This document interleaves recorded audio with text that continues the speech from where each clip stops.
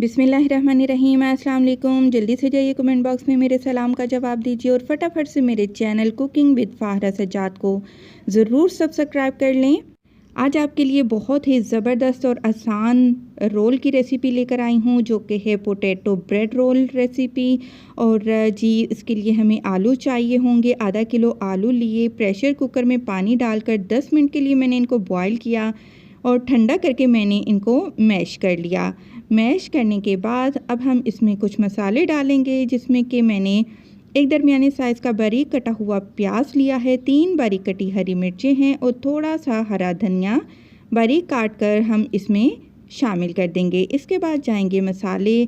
तो जी आधा किलो आलू हैं, तो इसमें मैं 1.5 चाय का चम्मच नमक का शामिल करने जा रही हूँ। आप अपनी मर्ज़ी के मुताबिक डालिएगा। 2 चाय के चम्मच हम इसमें कुटी हुई लाल मिर्च शामिल करेंगे। पिसी हुई लाल मिर्च हम इस्तेमाल नहीं कर रहे हैं यहाँ पर। आधा चाय का चम्मच हम हल्दी पाउडर लेंगे और जी 1 चाय का चम्मच धनिया पाउडर, आप चाहें तो कुटा धनिया भी इस्तेमाल कर सकते हैं। और आधा चाय का चम्मच भुना कुटा ज़ीरा वो भी डाल देंगे। आधा चाय का चम्मच इसमें हम गरम मसाला पाउडर का शामिल कर रहे हैं। तमाम चीज़ों को अब हम अच्छे से मिक्स करेंगे। मिक्स करने के बाद एक साइड पर रख देंगे। इसके बाद मैंने एक सैंडविच साइज़ की ब्रेड ली है और इसके किनारे हम काट कर अलग कर देते हैं।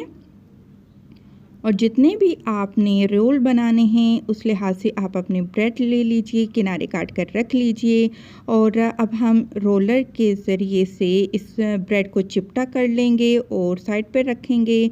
2 खाने के चम्मच आपने क्या करना है कि बैटर लेना है, आलू लेने हैं और हाथों को ग्रीस कर लीजिएगा पानी से। और उसके बाद आप किचन काउंटर पर इस तरीके से आप रोल करके एक कबाब की शक्ल दे दीजिए।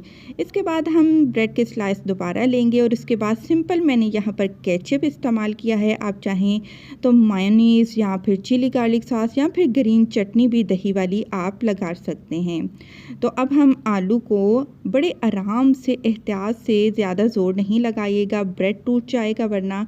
तो अब हम इस तरीके के आप ब्रेड रोल बना लेंगे और सारे के सारे रोल बनाकर एक साइड पर रख लेंगे।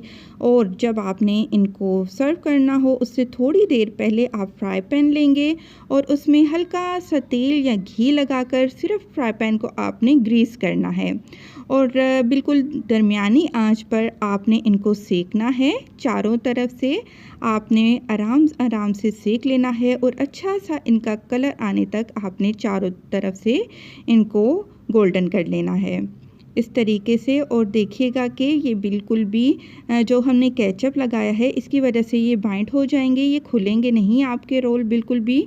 और अगर फिर भी आपको डर लग रहा है ये खुल जाएंगे, ऐसा तो पहले होगा नहीं, वरना आप क्या करिएगा, पानी हल्का सा लगा लीजिएगा।